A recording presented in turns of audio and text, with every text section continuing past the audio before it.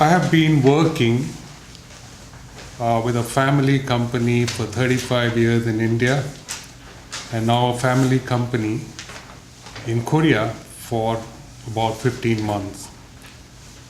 So I can claim to have some familiarity with how businesses in India work, because over those 35 years, I had the opportunity of working with people from various industries, different businesses, suppliers, customers, partners. And after coming to Korea, I've had the opportunity of meeting with Korean business people, understanding your traditions and culture, and also interacting with colleagues, again, suppliers and business partners at work, seeing how business is done in this country.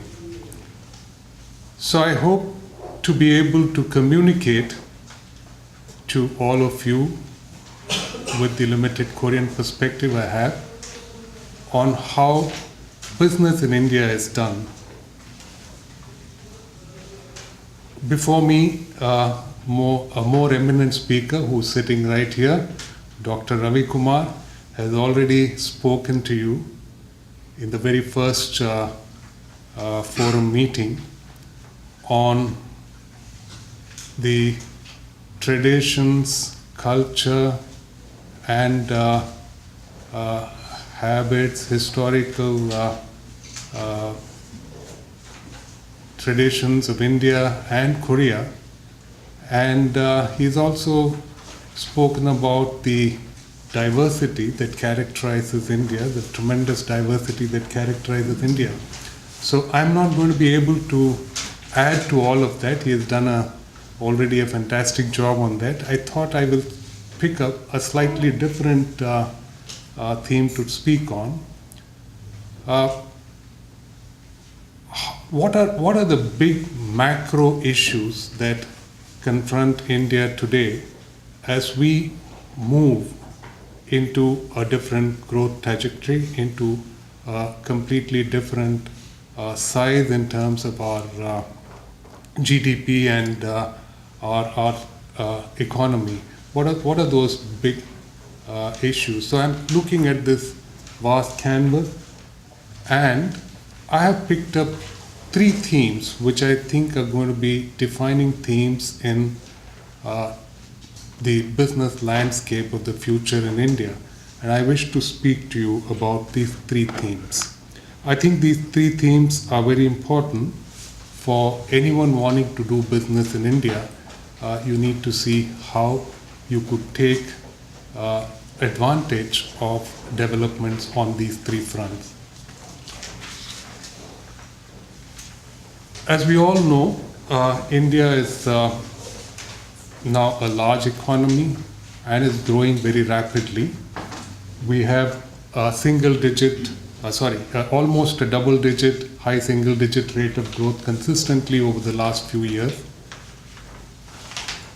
We also think that our growth has got more or less into a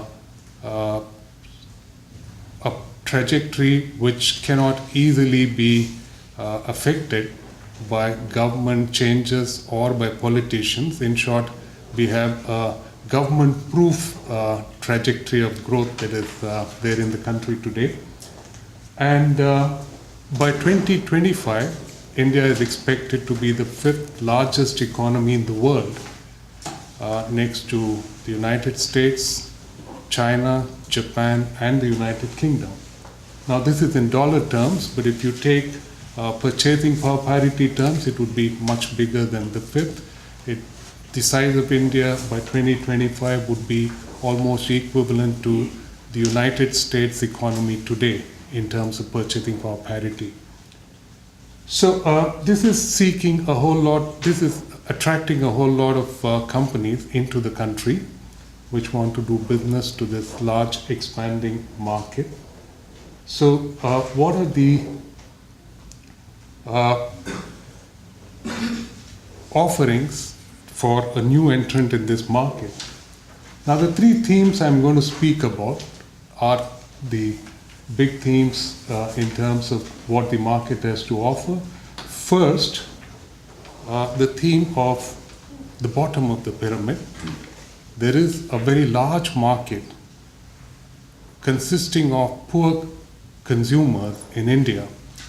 Now, this term bottom of the market, bottom of the pyramid was first used, I understand, by Franklin Roosevelt in the year 1931 in a radio address to the American nation soon after the Great Depression, and he was talking to them about lifting people out of the morass in which they were, and he referred to the poorest of poor, and that's how this term bottom of the pyramid came up. But more recently, it was made famous by C.K. Prahlad, a management guru from the University of Michigan. He wrote a landmark book in 2005. It's called The Fortune at the Bottom of the Pyramid. Unfortunately, C.K. Prahlad is no more, but the term bottom of pyramid became very famous, and the whole concept of marketing to the poorest of poor was caught on, and you have today many courses, electives offered in universities and MBA schools in the US, focusing on this segment of the market. So we will be speaking more about this a little later. Then second theme is we are a very young country, paradoxical though it may seem. India is a land of hoary traditions and a rich past and a very long history, but it's also the youngest of the large economies in the world in terms of the average age of people. So that's the other theme I will be talking about. And the third is the huge march that is happening from rural India to urban India, the migration that is happening from rural to urban India, and the opportunities that it opens up. 저희가 지금 오늘의 정확한 주제는 지난번에 딘 쿠마르 학장님께서는 가지고 한국 및 인도에 대한 전통을 여러 가지 얘기해주셨고, 저는 오늘 거시적인 경제 관점으로서 우리 한국 기업들이 인도 진출을 원했을 때 어떤 전략으로 진출해야 되는지 세 가지 주제를 가지고 말씀드리고자 합니다.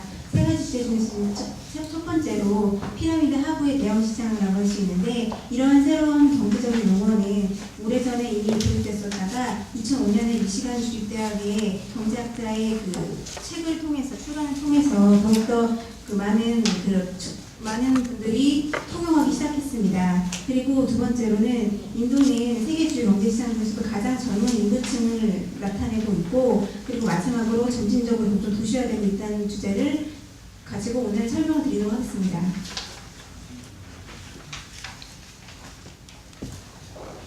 Let me take the first theme first now, the big market at the bottom of the pyramid. Now, as I said, it refers to the poorest people, but they also constitute in a developing country like India, the largest group of customers. Now, if you were to plot the population at various income brackets, starting from the richest bracket or the highest income bracket at the top, you will find that obviously there will be very few people who are very rich, but as you go down, you will see more and more people in the lower income brackets. Now, in a developing country like India, the largest number of people will belong in the lowest income category, and therefore that is the bottom of that triangle, which is the pyramid. So the bottom of the pyramid therefore has the largest number of customers or consumers, even though they may be very poor. Together they add up to an enormous market size. The other characteristic of this market is it profitable for a company to operate in this market at all, because people might be paying very low prices. The reality is people in the bottom of the pyramid often end up paying a higher price for the same goods compared to people who are better off. And I think this is probably the experience everywhere in the world. So that's a second point you need to note. Therefore, it makes the market quite attractive. It's not as unattractive as it might sound. Third attraction of this market is there are fewer entry barriers into the bottom of the pyramid segment, because big players normally neglect or ignore this segment of the market. They're not interested in that. They go after the big customers, they go after the moneyed, affluent customers. Some of them go after the middle class, but really the poor are not catered to by any large player. So that makes it another reason, that's another reason why companies should look at this carefully. And the question arises, if no established company is interested in the market, what do the poor people do? Who looks after their needs? Typically, there are local companies which operate in this market. There are also often middlemen who operate in this market. They buy goods from large companies, split them into smaller lots, and then offer it. Now, you will find this in any country where there are lots of poor people. Middlemen get a big role to play, because big companies are not interested in playing that role. Now, for example, take an area like credit. If banks are not willing to go into small towns, then big-time money lenders take up that role. The money lenders themselves may have a relationship with banks. So that's the way middlemen often come inside to substitute for large companies. And lastly, entering this market can give you many strategic advantages, not just the immediate advantage of the market and the profits that you generate from catering to the market, but also gives you longer-term advantages, which I'll speak about a little later. 저는 지금 피라미드 하부의 조직이라는 층에 대해서 여러 가지 특징을 말씀드리자면, 첫 번째 피라미드 모형을 생각해 보시면 가장 밑에 넓은 부분이 피라미드 하부층이라고 할 수 있는데, 이 부분은 말씀드린 가장 가난한 빈곤층이지만 그 수가 가장 많아서 그리고 소비력이 큰 소비자 그룹을 뜻합니다. 그렇기 때문에 피라미드 하부의 소비자들은 그런데도 특징이 중산층의 소비자들보다도 상품에 대해서 보통 더 많은 가격을 지불하는 그런 성향을 보이고 있고요. 그리고 그 많은 이미 그 대기업들이 이런 소규모의 시장을 간과하고 있기 때문에 진입 장벽이 거의 없고, 저는 그 중간 상인들이 이 시장에 진출하는 경우가 많으며, 그렇기 때문에 우리가 더욱더 주목해서 이런 그 대기업들이 진출하지 않은 이 시장을 주목해 보아야 할 이유가 있습니다. 그리고 일단 시장에 진입하게 되면 전략적 경제력을 갖게 된다고 하셨고, 예를 들어서 큰 규모의 은행들은 그 소규모의 그 일반 소비자들을 한테 접근을 하지 않지만, 그렇기 때문에 소규모의 대출업체들이 이런 조그만 작은 그런 상인들이나 이런 일반 서민들에게 하기 때문에 그들은 그들의 비즈니스를 크게 할 수 있고, 이런 그 시장에 진입하는 것과 동시에 즉각적인 이익과 이윤을 나눌 수 있고, 그 장기적인 관점에서 봤을 때 이익에 대해서는 좀 더 추후에 말씀드리도록 하겠습니다. Okay, before we proceed further, let's look at what is the size of this market. I have here a chart which I picked up straight away from a report of McKinsey Global Institute. It classifies the population of the country into 5 different income slabs. Right on top here are the globals. Now, globals are defined by McKinsey Global Institute as people with an income of more than 1 million rupees per annum That is, we're talking of not an individual income, but family income. Family income more than 1 million rupees per year. Now, this study was done in 1985. The title is "The Bird of Gold: The Rise of India's Consumer Market." It's a fairly voluminous report running into more than 100 pages. If you're interested in it, you can download it free from the McKinsey Global Institute website. Okay? And it's a very informative report, though slightly dated, it's very informative. So the first category, the richest, the global, earn more than 1 million rupees a year.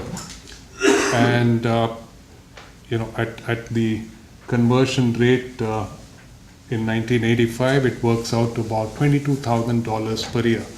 Now, to a Korean, $22,000 of family income per year might sound to be fairly small. It's more a middle class. It's not a top upper class person. But remember, the purchasing power in India, the dollar goes much farther in India than in Korea.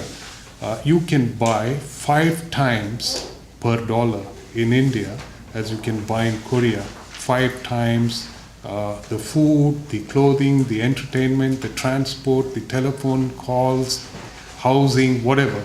Typically, the ratio of purchasing power is 5 times. So, on a purchasing power parity basis, this is more than $100,000 family income, which is fairly good. The next category are the strivers. Strivers are people with, I'm giving you the dollar numbers, incomes between $11,000 and $22,000 per year. These are all in $2,000 terms, which means, adjust for inflation. Today it will be a little more. The third category are the seekers. The seekers are people with incomes of $4,500, $4,400, $4,500 to about $11,000 per year. Aspirers come next with $2,000 to $4,500 per year income, and the deprived are families which earn less than $2,000 per year. Okay, this is the 5 classes in which the entire population of India is divided, and you have the various years here, 10-year gaps, 1985, 95, 2005, 15, and 25. Are you able to see this chart right at the end? You can read this? Yeah, okay. As you would see here, in 1985, there was nobody, or there's hardly anyone, close to 0% of the population in the global and striver category. There was just about maybe 1% of people in the seeker category, and then there were only the aspirers and deprived, which were 96 and 93%. Even when this report was written in 2005, 95% of the population of India were in the bottom 2 categories, and just about 5% were in the top 3 categories. Now, what this means is, remember, the aspirers are people with less than $4,400 per year income. The family income is less than $4,400. So it's really small. Okay? Even if you adjust for purchasing power parity, it's still very small. So this whole category is really marketing. It's really the market of not so well-to-do, market of the poor. And in that, this category is the second tier in the bottom of the pyramid. Okay. Now, if you therefore leave this market out, in 2005, you would have left out 95% of the market. You would have been targeting just about 5%. And the fact of the matter is, most multinational companies really operate at that 5%. they don't go into the other 95%, except some companies which have been around for a very long time and operate in consumer product or maybe pharmaceuticals and essential products like that. Now, today, this 95% is probably around 80 to 85%, around 80-85%. And the suggestion being made is that every company should look at that market very carefully and seek to operate there. Now, you would also see McKinsey's projection that by 2025, the upper three categories are going to total up to 43% of the population. Today, they are about between 5 and 20, maybe closer to 10%. Okay, from 10%, they're going to become 43% of the population. Now, how will this increase come about? Who are these newcomers who will move into that category? The newcomers are people who today belong here. Okay? So if you latch on to this segment of the population today, what it means is you will automatically ride on that train to capture part of this market tomorrow. Maybe within a decade or two, you will latch on, you will get into that segment of the market. So as an entry strategy, if you were to directly try and compete here, this just a small 5% of the market in which a whole lot of companies are competing.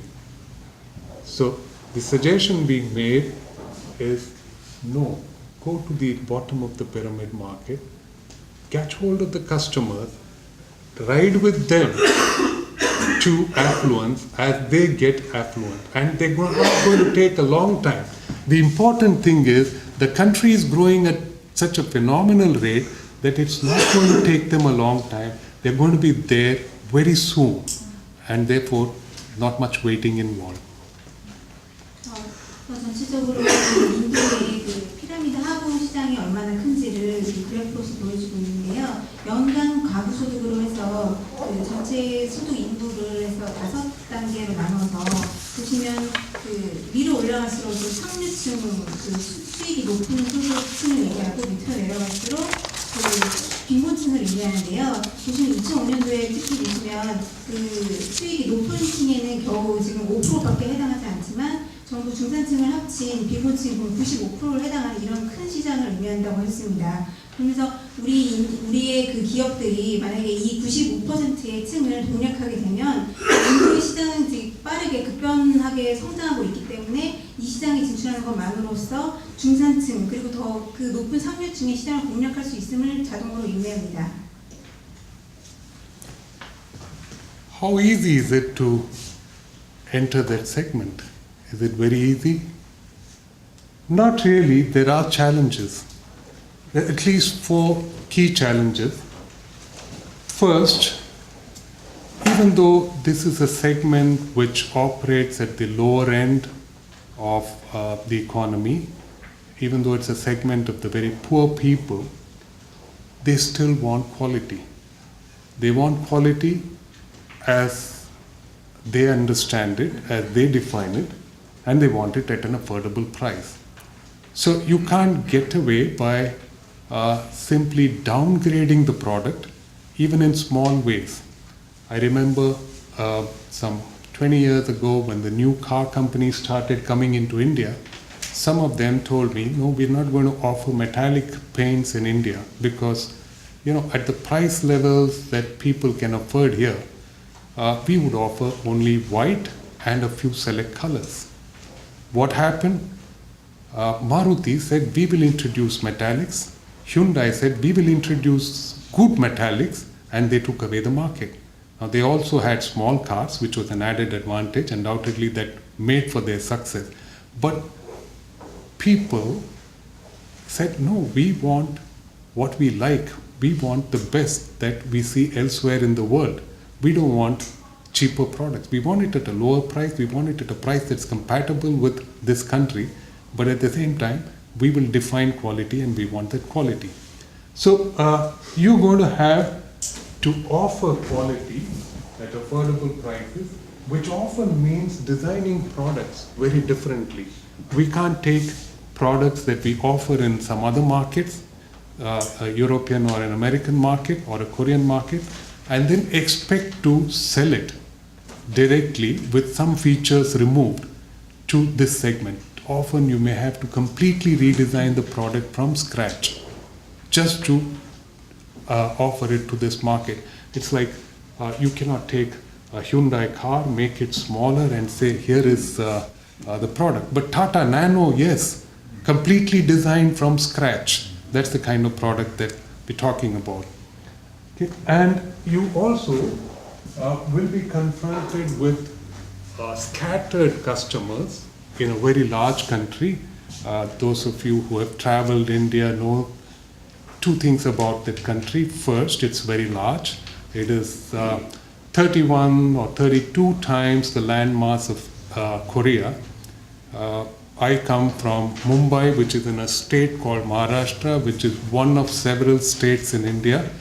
The state of Maharashtra is North Korea plus South Korea multiplied 1.5 times. So that's the size of the country, the first thing that you see. The second thing that you see is lack of infrastructure. It's not easy to travel from place to place. By air, yes, it is easy to travel, but then if you want to send goods from one part of the country to another by truck, say from Mumbai to the northeastern part of India, which is pretty long distance, it could take as much as 10 to 12 days. That is when it's not the monsoon season. When it's monsoon season, it could take longer. So there are big infrastructural challenges together with the size of the company, which make distribution to the bottom of the pyramid segment very difficult, and we have to deal with these. And lastly, if you have to market to this segment, you need local insights and you need a local mindset, which means you need people, not just people who are Indians, but people who understand, who have lived life in this segment and understand what it's all about. 저는 우리가 어떻게 하면 이런 비오피 시장에 진출할 수 있고 공략할 수 있을지에 대해서 생각해보면 거기에는 많은 도전 과제들이 있습니다. 그래서는 우리가 생각했을 때 인도에는 저가로 그 품질이 좀 낮은 것을 생각한다고 할 수 있는 그런 선입견을 갖고 있는데, 그런 것이 아니고 그 인도 사람들은 인도식을 정의할 수 있는 인도식으로 원하는 수준의 품질과 그에 적절한 가격으로 제품을 원한다는 그런 기대치가 있다는 것입니다. 그래서 10년 전에 어떤 새로운 그 자동차 회사가 인도 진출을 해서 그 몇 가지 그 색상의 옵션을 여러 가지 주지 않고 그냥 저가 공급을 했으나 실제 그 결과는 그 회사는 큰 성공을 이루지 못했다고 합니다. 그리고 우리가 또 다른 식으로 생각해야 되는 게, 우리는 우리의 기업이 우리 현지에 생산하는 것을 그대로 방식을 가져다가 인도에 진출해서 생산하는 걸 생각하지만 실질적으로 그런 방식에는 많은 차이가 있습니다. 그리고 세 번째로는 인도의 그 거대한 영토를 생각해 보면 이는 한국의 남한의 15배에 달하는 거대 영토로서 굉장히 거리적인 지리적인 위치에 많은 제약점이 있고 인프라스트럭처가 기반이 많이 취약하기 때문에 그런 것을 생각해 봤을 때 유통 및 배달 시스템을 만들어야 합니다. 그리고 네 번째로 마지막으로 우리 기업을 진출했을 때는 현지화를 더욱더 생각해 봐야 합니다. Quickly,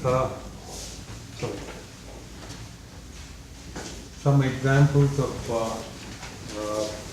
what could be good, what are good products aimed at the bottom of the pyramid today. First, microfinance organization, which many of us are familiar with. This is pioneered by Bangladesh Grameen Bank. Then small single-use packs of consumer products like shampoo or hair oil, small packs of paint. My company started as an small Indian company in 1942. All the other competitors were multinationals. Today it is #1 company, and the one big secret of its success is it started straight marketing first to the bottom of the pyramid segment with very small packs. When British companies would offer only gallon packs, half a gallon and quarter gallon pack, this company offered 1/32 gallons, because many villagers would not be able to afford paint for their house. They would whitewash their homes, but use small quantity of paint to describe some dots and designs on the walls. And earlier they had to buy a large container and waste the rest. Today they could buy this 1/32 gallon paint tin. So that's how the company got an entry and moved forward as the consumer moved ahead. Coca-Cola, when it came and introduced a 200 ml pack, priced at one time at 6 rupees, which is what, about 12 cents? Yeah, about 12 cents. Okay, and that's how it got to and making an entry into the segment.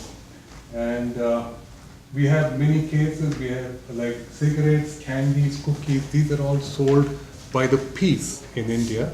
This is where the retailer has substituted for the companies, and he's serving the small customer by breaking a pack of cigarette and selling one stick at a time to the customer. We have many other examples like community mobile phones, where someone buys a mobile phone taking a bank loan, but that mobile phone is sent to different houses within the small community, depending on who wants to make a phone call or is expecting a call.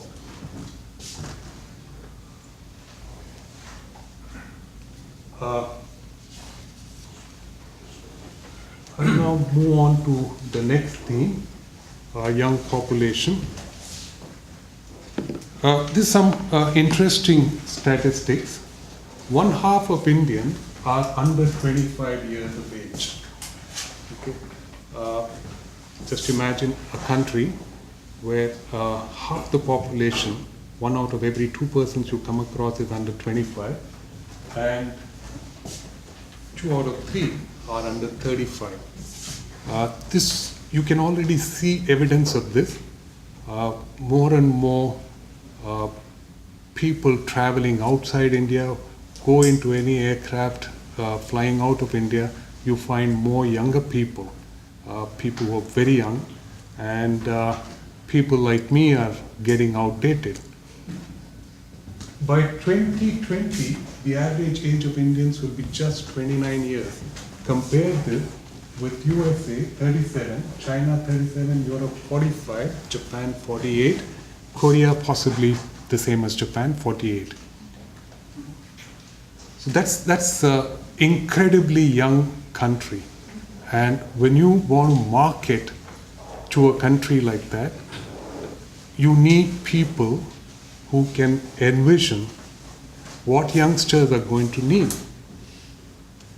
And it's very difficult to figure out what they need. I have 2 children, roughly in that 29-year age bracket. I can't understand what their needs are. It's going to be very difficult for people our age to understand this market and deal with it. In the next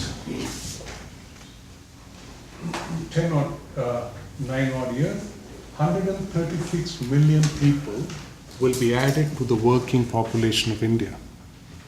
Okay, it's again a huge number. It's much bigger than the size of many mid-sized countries.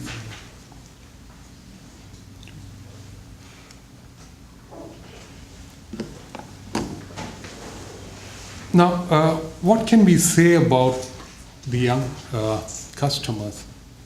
First,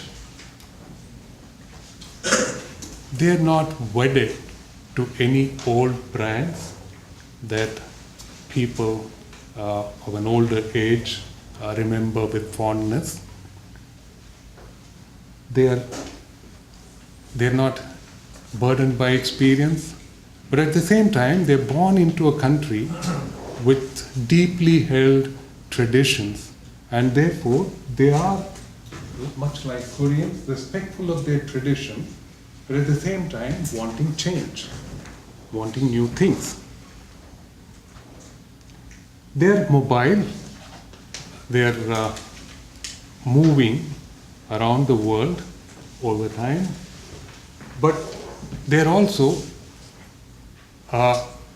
they also adapt selectively. They don't adapt. They don't readily take to anything that they see. Part of it is because of their tradition. They're exposed to trends, not only in India but also abroad because of television and the internet.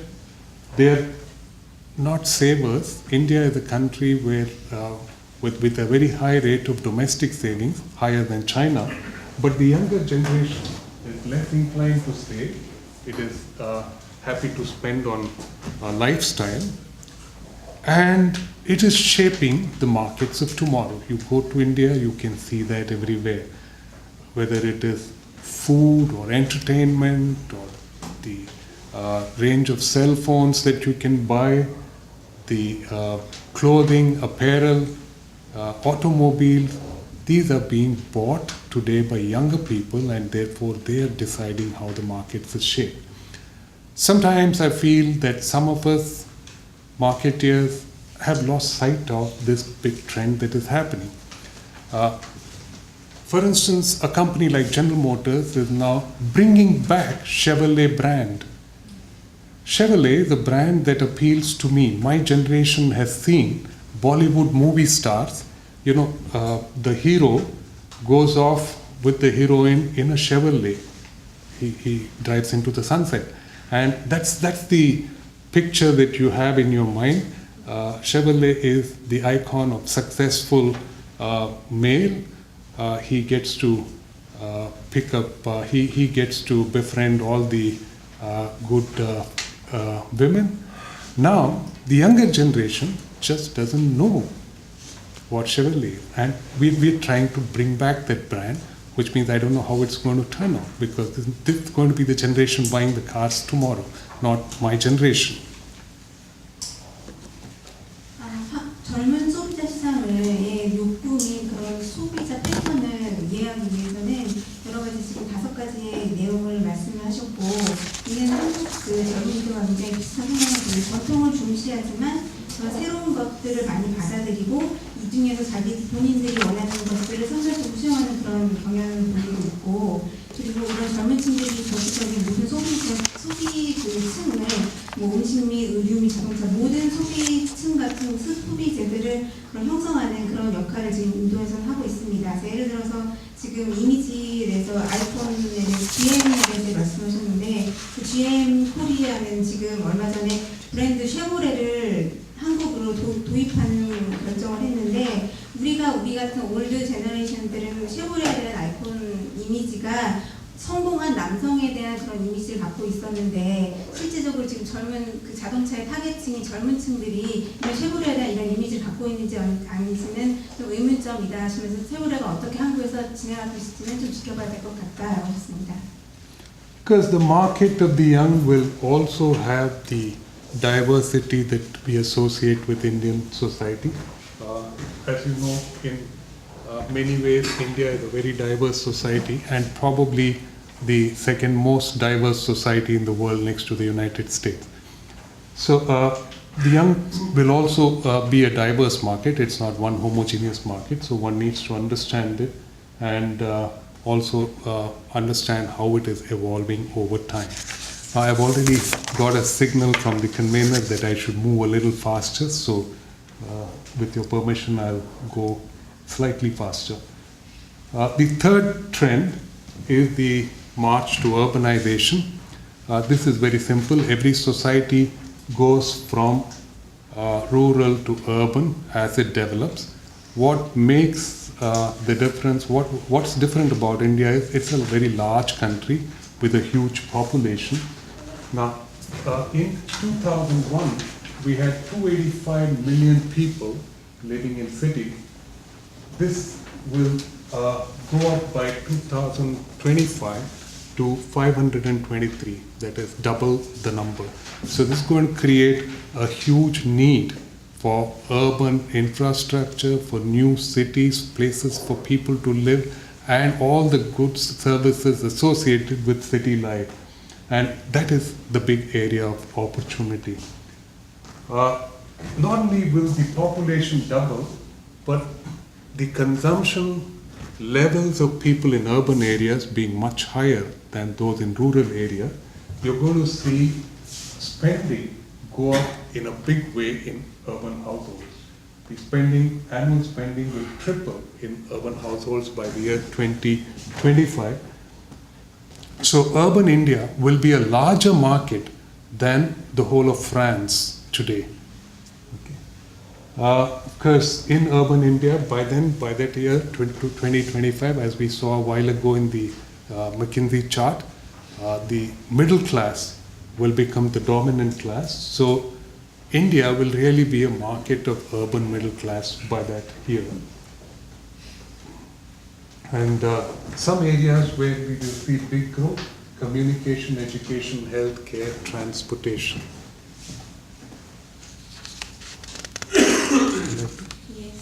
그 세 번째 마지막 테마부터 마지막 그 주제로서 도시화를 말씀하셨습니다. 도시화는 그 지금 현재 도시의 인도에 있는 도시 인구가 2025년 되면 2배에 이르는 굉장히 큰 도시에 사는 인구가 급증하게 될 것이고, 이는 전체적인 시장에 타깃이 되어야 하고, 지금 이런 규모는 프랑스 전체 시장보다 큰 규모임을 강조하셨습니다. Essentially, you have two choices if you want to tap into the urban market. Either one can go after the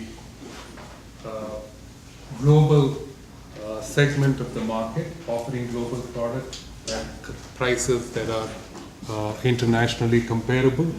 You will still have a big market because the population of the country is so huge that even the small global segment, the top tier, will still be very big in terms of numbers.